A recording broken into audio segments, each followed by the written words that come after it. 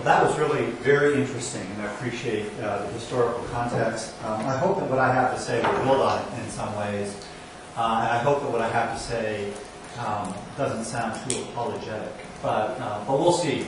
I am primarily an insurance law person, and it wasn't necessarily by choice. I just sort of fell into that, both as a practicing lawyer. About 30% of my practice was in insurance. And then when I became an academic, I had the opportunity to teach insurance law, and I started doing research in the area. And so now I've been doing it for like 20 years. So I know quite a bit about insurance, and that's sort of my main field of endeavor. But over time, I've become increasingly interested in the interplay between law and culture. And in large part, that was based on some experiences I had in going overseas. So in 1999, I had the privilege of being a Fulbright Fellow at Nankai University in Tianjin, China. And I spent a year there, and I arrived in China at a time when there was a very widespread discourse about rule of law. And so, as an American, being a true believer in rule of law, I engaged in that discourse as sort of a zealot. And over the course of the year, became more and more convinced that there was this sort of unique American perspective that was not by any means universal and was not necessarily the only way of viewing law and the role of law in society and certain fundamental values. And so that began an interest in law and culture more generally. It's delved into some areas that are less weighty, let's say. In my bio that I sent in, I didn't tell them that I was an editor of a book on the law and Harry Potter. And I've written about television and so forth, which my wife derides as not being really true scholarship, and that's a fair criticism. But it is highly reflective of cultural values and cultural themes. And I'm going to make a couple of pop culture references today. So what I'm trying to do is kind of combine these two perspectives, and it's a unique opportunity for me to be able to combine those two perspectives. It's a little bit of an experiment, so I hope that it works successfully. And I want to start with a photograph, and I want to be a little bit interactive here and get your reactions to this photograph. So I went out on the AP database. My research assistant actually found it, and he started looking at pictures there and told me about it. And so I've looked at hundreds of pictures related to Katrina, trying to find a picture that would generate an interesting narrative question, sort of what is going on. And so this is the picture that I chose, and I actually paid a licensing fee so that I could have this picture with that AP emblazoned over the front of it so it looks silly. And so this is an actual news photograph that was put on the news line. I don't know what papers picked it up and ran it, but it is from Katrina. So it's an actual narrative that comes from that disaster. So what do you think it shows? And so what this process is doing is it's allowing you to reveal to me your narratives about what goes on and what the history is of Katrina. Yes? The white gentleman in the blue seems to be kind of uniform, and he's in the lead, and he has his cell phone clicked on. So I kind of see him as, knowing the context of this, an insurance guy, maybe African American gentleman who's just kind of coming along and looking pretty bummed out about what he's seeing. Okay. All right. Very good. Other thoughts? Yes. Perhaps the guy who's there in some official capacity, I'm not sure, and maybe the guy with the white shirt on is a volunteer. Okay. Okay, could be. Very good.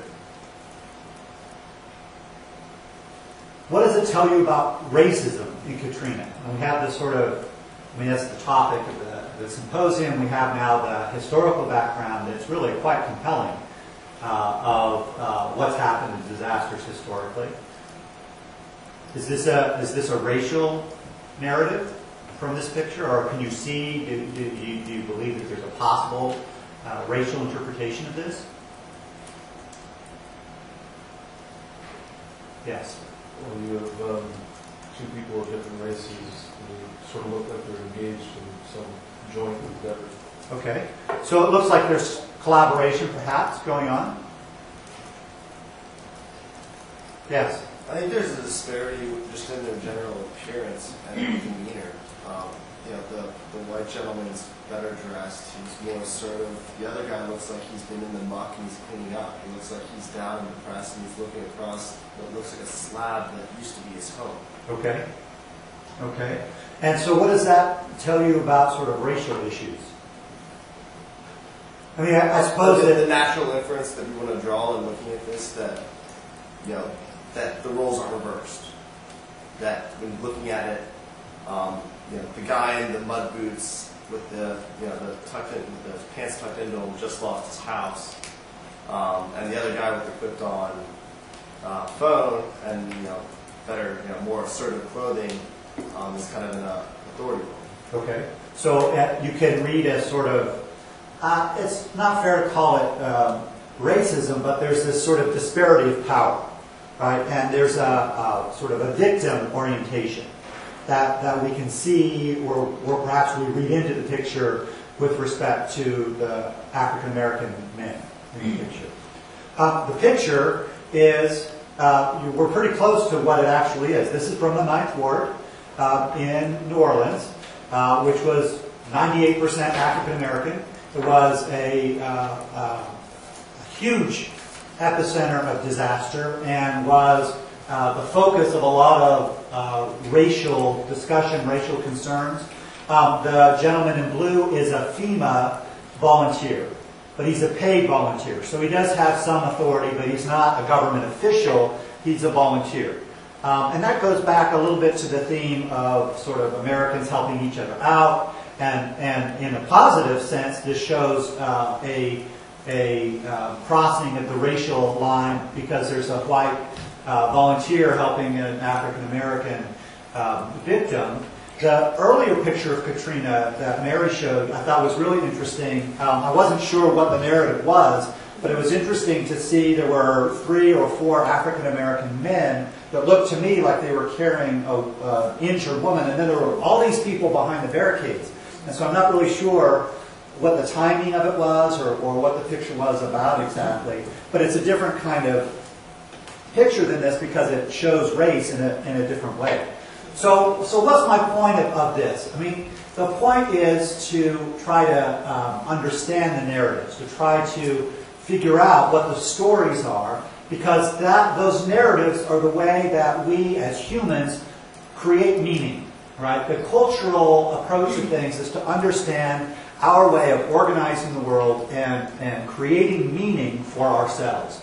And racism is a big piece of that, and it's a piece that we're trying to fix or change in certain ways. What I thought I would do is start with the insurance narratives, and then sort of work into some of the racial issues, and then from there go to the cultural narratives. So that's what I intend to do. So.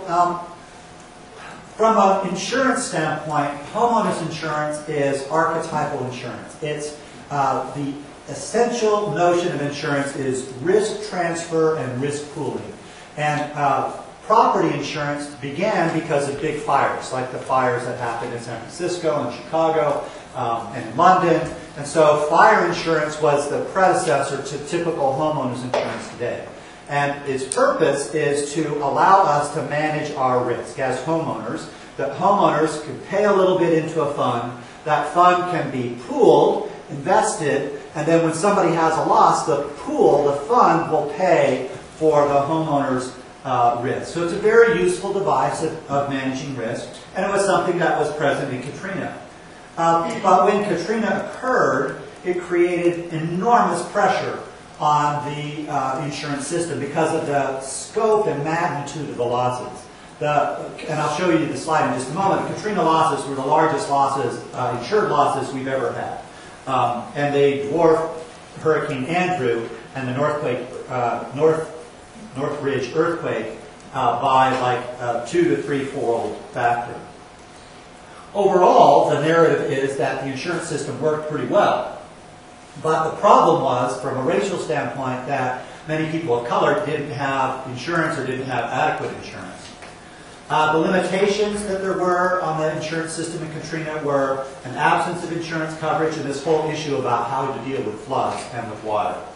So I'll give you those. So here's the slide that shows you the scope of the disaster. Katrina, if you combine the private insurance money with the flood insurance money, was $57 billion of insured losses. September 11th was right about $36 billion. Hurricane Andrew in 2009 is like $22 billion. So you can see that by a factor of 2 or almost 3, that Katrina was really enormous. And there's been some criticism of insurance companies that they were able to pay, showing that, well, they must be too greedy, they're making too much money. But in fact, they were able to pay. Here's the quick story of the insurance successes. There was $40 billion paid by private insurers to 1.7 million claimants. And this is not just in Louisiana, it's also including Mississippi. 95% of claims were settled within a year.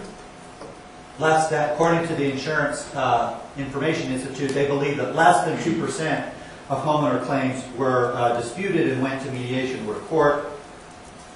And in a survey that was done, 89% of homeowners in Louisiana were satisfied with their insurance company.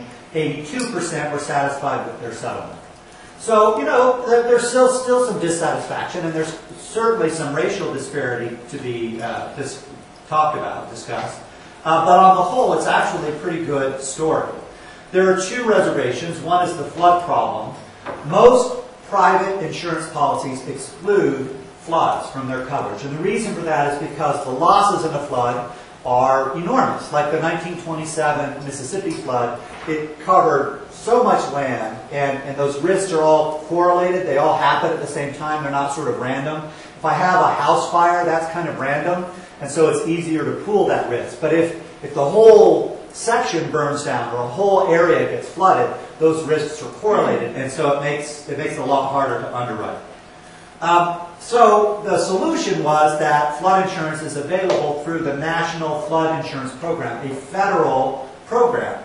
The problem is that less than 60% of those who were in Katrina had flood insurance. And this number is very, very soft. We're not really sure what the numbers are. So I saw one quote from the insurance commissioner of Louisiana said 29%.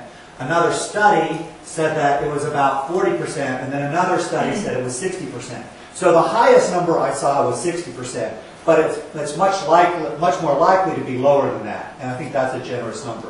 So that's a lot of people without coverage because they can't get it through private insurance, and they didn't get it through the National Flood Insurance Program. And the reason they didn't is because they just didn't buy it. You know, it wasn't that it was unavailable or it was hard to get or expensive. It's actually subsidized. Nevertheless, there were another $17 billion of flood insurance payments made by the National Flood Insurance Program. And there was litigation about whether the exclusion for floods was enforceable or not. And I won't bore you with the details, but the bottom line is a bunch of people made this argument and they lost. The insurers won. The exclusion for floods is very long established, and it's really quite clear, and it's not that surprising, except that there was all this public policy pressure because of the disaster. It wasn't surprising that the insurers won. So the insurance story is homeowner insurance worked pretty well for those who had it. Flood insurance worked well for those who had it, but a lot of people didn't have it. They tried to use the courts to get flood coverage, and they were unsuccessful. So there's a gap in coverage. And the response, the ultimate bottom line, is that those who are uninsured then rely on government aid, right? So FEMA, some sort of disaster relief, that becomes the default that people move to if they can't get insurance assistance. So what about the FEMA story? The FEMA story is really a pretty bad story, and I'll just give you a few quick highlights of it. First, a big problem was a lack of infrastructure and a lack of processes for claims management, and that caused significant delay. So you have millions of claims. You've got, 35 employees or something that work for FEMA in the insurance department. I mean, it's just the scope of the problem, the expertise that's needed just isn't there. Insurance companies, they do this day in and day out. They're very able to marshal and train people to go in and have tents set up and do claims adjusting on the ground. FEMA was not at all ready to do that. And FEMA had taken over the flood insurance program relatively recently, and FEMA had been moved into Homeland Security, and so there was a lot of accountability problems, there were communication problems, it was unclear who was in charge, and that resulted in delays. There are also problems about incentives. So if FEMA is slow, what difference does it make, right? I mean, I suppose that some guy might lose his job, but it's like, I'm a government employee, I'm here doing a job, I've got 10,000 claims I'm trying to manage. Really, fire me and hire somebody else, go ahead. Right? I mean, there isn't the right kind of incentive for the government to respond in the way that the insurance companies have incentives to try to keep their customers happy, to try to be well recognized and sell more insurance. And of course, it led to enormous fraud, waste, and abuse that happened through the system. So the GAO did a study, found tens of millions of dollars were wasted. They found terrible, common examples of double payments and all kinds of fraud and abuse. And it's because they didn't have training, they didn't have infrastructure. There was this huge disaster they're trying to address without really the tools to be able to do so. So that leads to this question about the racial narrative, right? And how that interfaces with insurance and with FEMA. So the black communities, such as the Ninth Ward, bore a greater burden. And part of that has to do with the segregated nature of housing. Part of it has to do with poverty. Part of it has to do with the cost of housing and so forth. But it's quite clear as a factual matter that there was a great burden borne by black communities. The second part of the narrative is that people believe, and there were accusations, and there's probably some truth to the notion that some of these problems were due to race. It was caused by race. It was racism. Third part of the narrative, as I've seen it in some of the commentary, and this journal had a symposium in 2007, so I looked at some of the symposium articles. The whole question of poverty and that variable really complicates the narrative because it's hard to tease that out and look at racism independent of poverty. And the interaction between racism and racism causing poverty and poverty causing racism is very complicated. So it just makes the narrative more difficult. But one of the things that I found really surprising is that the narrative was not as widespread as I expected. Going into this, my hypothesis, and I don't know if it's because of my own biases or whatever, was that there was going to be a lot of discourse about this racial issue. And while there was some, I was really surprised that at the small number of pictures, I mean, there were thousands of pictures in the database for Katrina, but relatively few that deal with the issue of racism. So I was a little surprised by that, and there wasn't as much academic literature as well. Okay, so that's I'm using the racial narratives as a pivot to go over into the cultural issues. And so that's kind of part one is the insurance perspective. Part two is this cultural perspective. So let me give you a little background first. What do I mean by culture? This is a hard thing to define and it's highly controversial. For me, it's a collective set of beliefs that convey meaning. Right? It's the way that we interpret the world. Collectively, as groups. It involves norms, it involves shared beliefs, it involves music and literature, all kinds of things, and it includes law. Right? Law is a cultural phenomenon, and I just have a couple of examples here. One is this idea of rights. Right? So individual rights, human rights, those are very important in American culture, and they're very important in American law. And we have all these laws that relate to rights and enforcing rights and recognize rights. Well, that's a way of giving meaning to certain kinds of behavior and to certain kinds of privileges that we have. We give meaning to them by our collective understanding of them as being important human rights. Procedures also are a way of giving meaning. They give meaning to the notions of fairness and to justice, that there should be neutrality.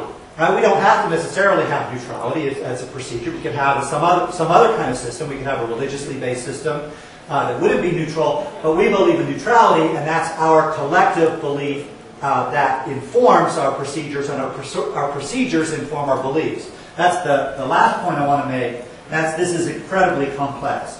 There's a dynamism that exists with culture, that institutions create culture, and culture creates institutions. So law will shape our beliefs, and our beliefs will shape the laws.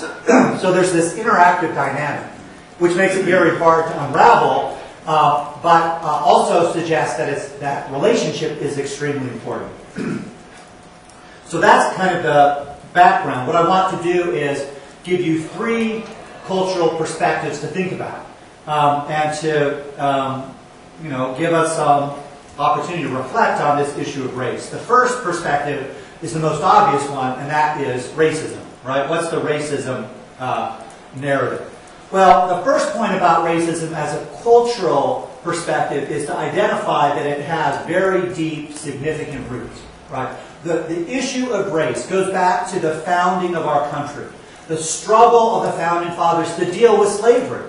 Right? So I was in Washington, D.C. before coming here, and I was at this Jefferson exhibit, and there was a part of the Declaration of Independence that started to address this issue, and it was taken out as a matter of compromise, right? In order to avoid the slavery issue, they just sort of set it aside. They never dealt with it. Well, they could set it aside for a certain period of time, but by the time the Civil War comes, it is at the forefront, right? It's an incredibly difficult, divisive issue in American culture, right? And then from there, we have these other narratives that come out. We have this whole issue of being an Uncle Tom, and Uncle Tom's Cabin, the force of that piece of literature, and then the protagonist, who was written by a white author who's meant to be a very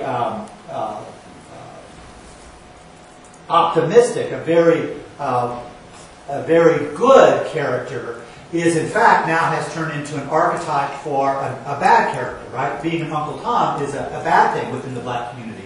And then there's this huge issue of rebellion that we see, that this tenet of rebellion that comes from black power issues, the Black Panthers, the 60s. And then we see it now with sort of gangster culture and rap and hip-hop culture, where we have this ongoing theme. So race in America is this huge issue, and it's complicated, and it has long and deep roots. And we're not done with it, right? And it's going to be a long time before we are. So what does that mean? To me, what it means is that there are going to be racial meanings all the time. That we will see racial meanings about disasters that have disparate impact. We just see it from a racial standpoint. And it's bidirectional. It's not just one way, right? So there are people who are victims who believe that they're victims because of racism. And I'm not saying it's not true. I'm saying that this is an interpretive process, right? And that anytime you have a disaster with a disparate impact, you're going to have a racism narrative that comes out of that. But it comes on the other side as well, where those in the majority, whites, will say that there is a racial narrative here that some of us may view as racism, but they view it as this community brought it on themselves, that they didn't prepare for themselves, that it's, that's the way those people are. That there's this sort of racial narrative that comes from the other side as well. So what's my point about this? My point is, I think my real point is that racism is the root problem, and that we should do stuff to try to address racism in disasters, but recognize that there's still racism, and racism is the root problem, and it's very complicated and very hard, and it requires cultural change. Right? And cultural change takes generations, unfortunately. We should work at it. I don't mean to be overly pessimistic about it, but I want to identify it for what it is. All right, so that's the most obvious, the biggest narrative. Let me give you a couple of other narratives.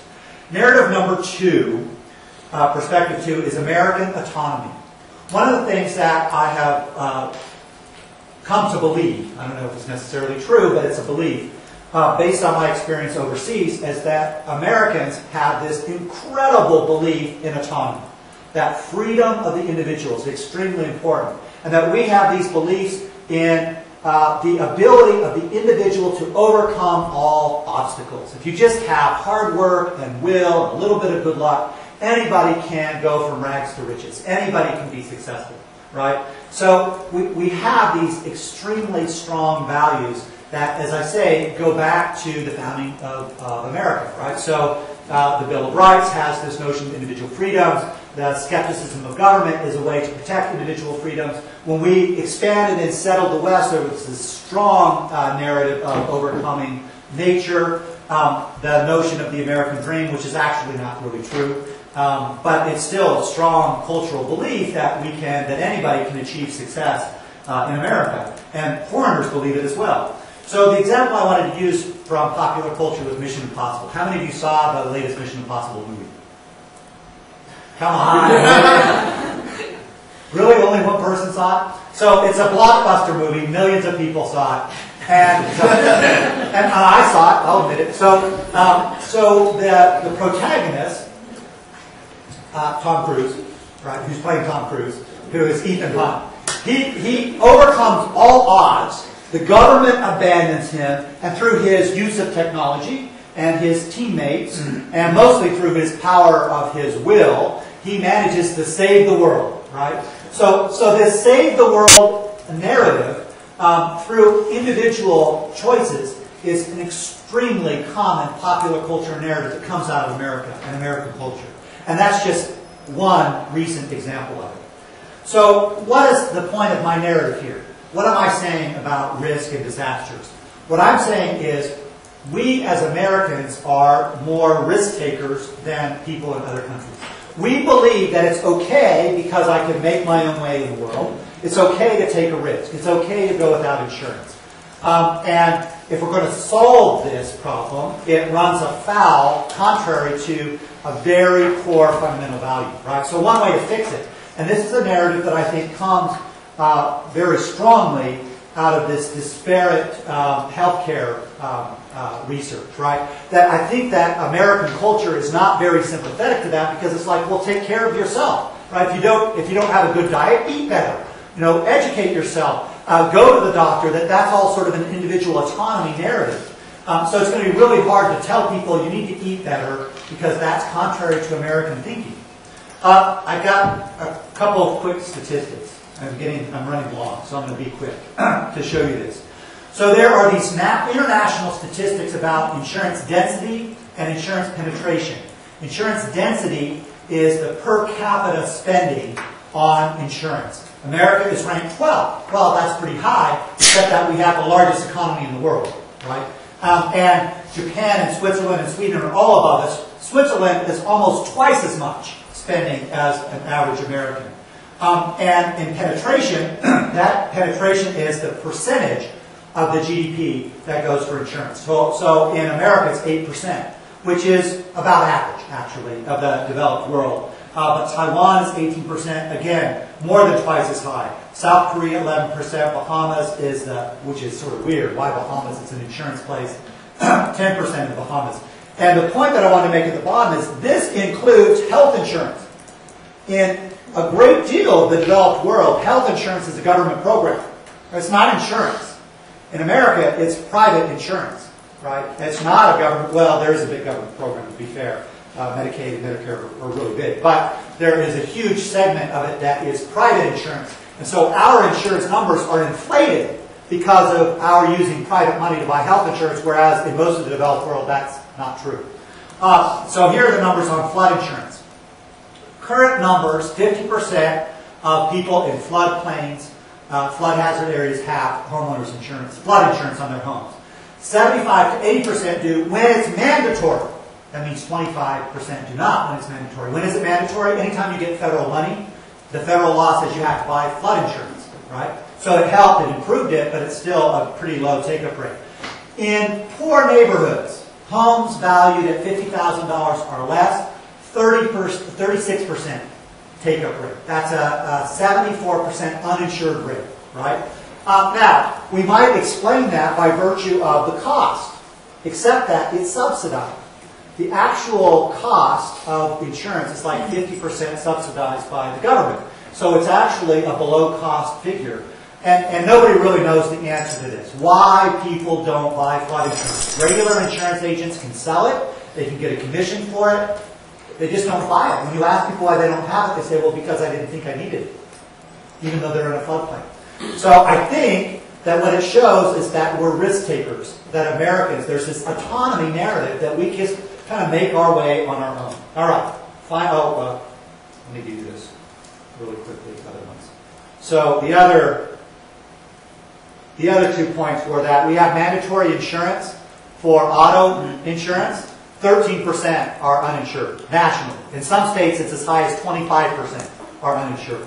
Health insurance, 17% of Americans are uninsured. Millions and millions of people are uninsured for health insurance in America, right? Which is the big deal about the health insurance reform and all of that. But the point is, we as Americans choose not to buy insurance.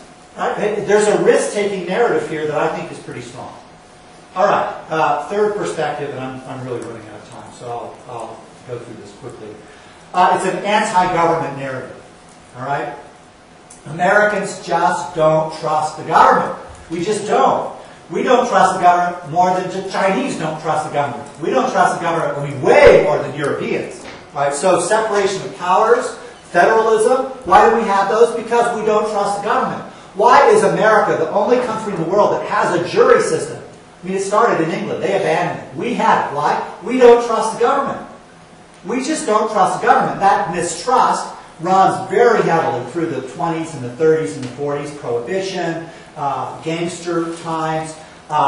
It was heightened by Vietnam and Watergate, right? And so then we have Iran-Contra, all these other scandals, and it's very common in popular culture, right? So I'm not going to give you the examples for this because I don't have time. But the point is that we will always have, in my opinion, a government screw-up narrative out of any disaster, right? It could be the military shooting blacks in the street. It could be FEMA not getting the trailers to people, or corruption and abuse.